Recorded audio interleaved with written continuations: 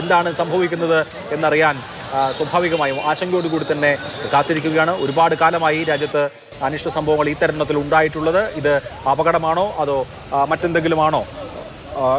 ഇപ്പോൾ സൂചിപ്പിച്ചതുപോലെ ഒരു മരണം എന്ന വാർത്തയാണ് വരുന്നത്. ബസന്ത് തുടരുന്നുണ്ട്. ബസന്ത്, ഒരു മരണം, നിരവധി പേർക്ക് പരുക്ക് എന്നാണ് വിവിധ ദേശീയ മാധ്യമങ്ങളും റിപ്പോർട്ട് ചെയ്യുന്നത്. പോലീസിന്റെ ഭാഗത്തു നിന്ന് എന്തെങ്കിലും കൺഫർമേഷൻ ലഭ്യമായിട്ടുണ്ടോ? ഇപ്പോൾ പോലീസ് കേന്ദ്ര ആഭ്യന്തര മന്ത്രാലയത്തെ വിവരങ്ങൾ ധരിപ്പിച്ചതായി മനസ്സിലാക്കുന്നു. മൾട്ടിപ്പിൾ കാഷ്വാലിറ്റീസ് എന്നാണ് ഇപ്പോൾ പോലീസ് പറയുന്നത്. അതായത് നിരവധി പേർക്ക് അത്യാഹിതം ഉണ്ടായിട്ടുണ്ട് എന്നത് തന്നെയാണ് ഇപ്പോൾ ഉള്ളത്. LNJP ആശുപത്രിയിലാണ് ഇപ്പോൾ പരിക്കേറ്റവരെ കൊണ്ടുപോകുന്നത്. അവരെ അങ്ങോട്ട് നീക്കാനുള്ള കഴിഞ്ഞിരിക്കുന്നു. അപ്പോൾ അവിടെ വലിയ തോതിൽ അത്യാഹിതം ഉണ്ടായി എന്നുള്ളൊരു സംശയമാണുള്ളത്. അവിടെ സംഭവ സ്ഥലം പൂർണ്ണമായും ഡൽഹി പോലീസിന്റെ സുരക്ഷാ വലയത്തിലാണ്.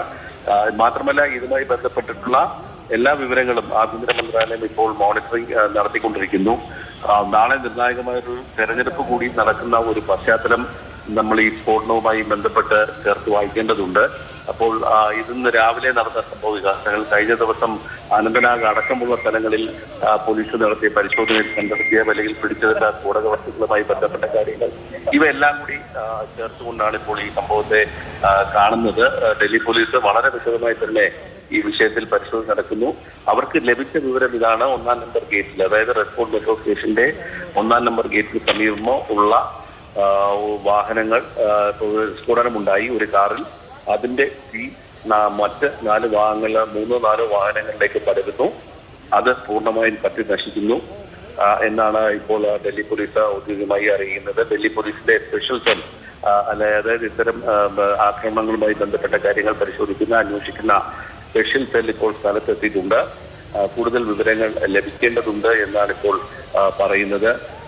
ഡൽഹി ഫയർ സർവീസിന്റെ ഏകദേശം 7ഓളം ഫയർ ടെൻഡറുകൾ സ്ഥലത്തുണ്ട്. തീ അണയ്ക്കാനുള്ള ശ്രമം, അതോടൊപ്പം തന്നെ പരിക്കേറ്റവരെ കൊണ്ടുപോകാനുള്ള നീക്കങ്ങൾ ഇവയെല്ലാം തന്നെ നടക്കുന്നുണ്ട്. നിരവധി വാഹനങ്ങൾ കേടുപറ്റിയിട്ടുണ്ട്. ഈ ഓട്ടോറിക്ഷ അടക്കമുള്ള റിക്ഷ പോലുള്ള വാഹനങ്ങൾ, ഓട്ടോറിക്ഷകൾ ഇവയെല്ലാം തന്നെ തകർന്നിട്ടുണ്ട് ഇപ്പോൾ ഇവിടെ നിന്ന് ലഭിക്കുന്ന ദൃശ്യങ്ങൾ പ്രകാരമാണെങ്കിൽ. അപ്പോൾ വലിയ തോതിലുള്ള ഒരു ആക്രമണം തന്നെയാണ് ഇപ്പോൾ നടന്നത് എന്ന് വേണം നമുക്ക് വിലയിരുത്താൻ കഴിയുക.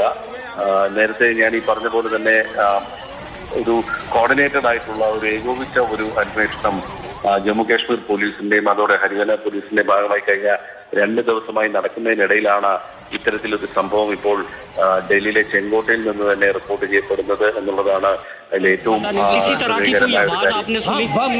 बहुत जोर आवाज आई, बिल्डिंग खिड़की हिल गई। आपका घर कितना दूर है? ये रहा गुरुद्वारे के पास। ആഭ്യന്തരമന്ത്രി അടക്കമുള്ളവർ സംഭവം വിലയിരുത്തുന്നുണ്ട് എന്നാണ് മനസ്സിലാക്കുന്നത്. ഉന്നതതല യോഗം ആഭ്യന്തര മന്ത്രാലയത്തിൽ അല്പസമയത്തിനകം ചേരുകയും ചെയ്യും. തീർച്ചയായിട്ടും ബസന്താണ് വിവരങ്ങൾ നൽകുന്നത്. ഇപ്പോൾ ഇന്ത്യൻ എക്സ്പ്രസ് റിപ്പോർട്ട് ചെയ്യുന്നതനുസരിച്ച് ഒരു മരണം, 4 പേർക്ക് പരിക്ക് എന്നുള്ളതാണ്. Multiple casualties at LNJP hospital. പരിക്കേറ്റവരെ കൂടുതലായി LNJP ഹോസ്പിറ്റലിലേക്കാണ് കൊണ്ടുവന്നുകൊണ്ടിരിക്കുന്നത്. റെഡ് ഫോർട്ടിൽ 6:55 ഈ സ്ഫോടനം ഉണ്ടായത്. പാർക്ക് ചെയ്ത മെട്രോ സ്റ്റേഷന്റെ 1-ാം നമ്പർ ഗേറ്റിന് സമീപത്ത് പാർക്ക് ചെയ്തിരുന്ന കാറിലാണ് സ്ഫോടനം ഉണ്ടായത്. തുടർന്ന് സമീപത്തുള്ള 3-4 കാറുകളിലേക്ക് തീ പടരുകയായിരുന്നു. ഇപ്പോൾ തീ നിയന്ത്രണ വിധേയമാണ് എന്ന് ഡൽഹി പോലീസ് വ്യക്തമാക്കുന്നുണ്ട്.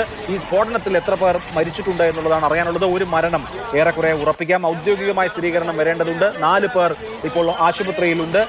ഡൽഹി പോലീസ് കമ്മീഷണർ ഇപ്പോൾ റെഡ് ഫോർട്ട് ഏരിയയിലേക്കുള്ള യാത്രയിലാണ്. അതേസമയം തന്നെ പോലീസ് കമ്മീഷണർ ഹോം സെക്രട്ടറിയെ, കേന്ദ്ര ആഭ്യന്തര സെക്രട്ടറിയെ കാര്യങ്ങൾ ധരിപ്പിച്ചിട്ടുണ്ട്. 7 ഫയർ എഞ്ചിനുകളാണ് ഇപ്പോൾ തീ അണയ്ക്കാനുള്ള ശ്രമം നടത്തിക്കൊണ്ടിരിക്കുന്നത്. നിലവിലുള്ള വിവരങ്ങൾ അനുസരിച്ച് ഡൽഹി ലാൽകില മെട്രോ സ്റ്റേഷന്റെ 1-ാം നമ്പർ ഗേറ്റിന് സമീപത്ത് പാർക്ക് ചെയ്തിരുന്ന ഒരു കാർ പൊട്ടിത്തെറിച്ചു. തുടർന്ന് 4 കാറുകളിലേക്ക് തീ പടർന്നു. ഇതിൽ ഒരു മരണം ഉണ്ടായിരിക്കുന്നു. 4 പേരുടെ പരിക്ക് സ്ഥിരീകരിച്ചിട്ടുണ്ട്. ഇവരെ LNJP ആശുപത്രിയിലേക്കാണ് കൊണ്ടുവന്നിട്ടുള്ളത്. ഇപ്പോൾ പോലീസ് അപകട കാരണം സംബന്ധിച്ച യാതൊരു കാര്യവും സ്ഥിരീകരിക്കുന്നില്ല. അപകടമാകാം, ഭീകരാക്രമണമാകാം, രണ്ടും തള്ളുന്നില്ല. ഈ അഗ്നിബാധ ഇപ്പോൾ നിയന്ത്രണ വിധേയമാണ് എന്നുള്ളതാണ് ഏറ്റവും ആശ്വാസകരമായ കാര്യം. 7 ഫയർ എഞ്ചിനുകളാണ് ഈ തീപിടുത്തം അണയ്ക്കാനുള്ള ശ്രമത്തിൽ ഉണ്ടായിരുന്നത്. നിലവിൽ ഉള്ള വിവരം അനുസരിച്ച് ഒരു മരണം റിപ്പോർട്ട് ചെയ്തിരിക്കുന്നു എന്നുള്ളതാണ്. കൂടുതൽ വിവരങ്ങൾ അറിവായി വരുന്നതേയുള്ളൂ. തീ നിയന്ത്രണ വിധേയമാണ് എന്നുള്ളതാണ് ഇപ്പോൾ പ്രേക്ഷകർ അറിയിക്കാനുള്ള ഏറ്റവും ആശ്വാസകരമായ കാര്യം. ഒരാൾ മരിച്ചിരിക്കുന്നു എന്നുള്ളത് നമുക്ക് ഉറപ്പിക്കാം. സ്ഥിരീകരിക്കാം.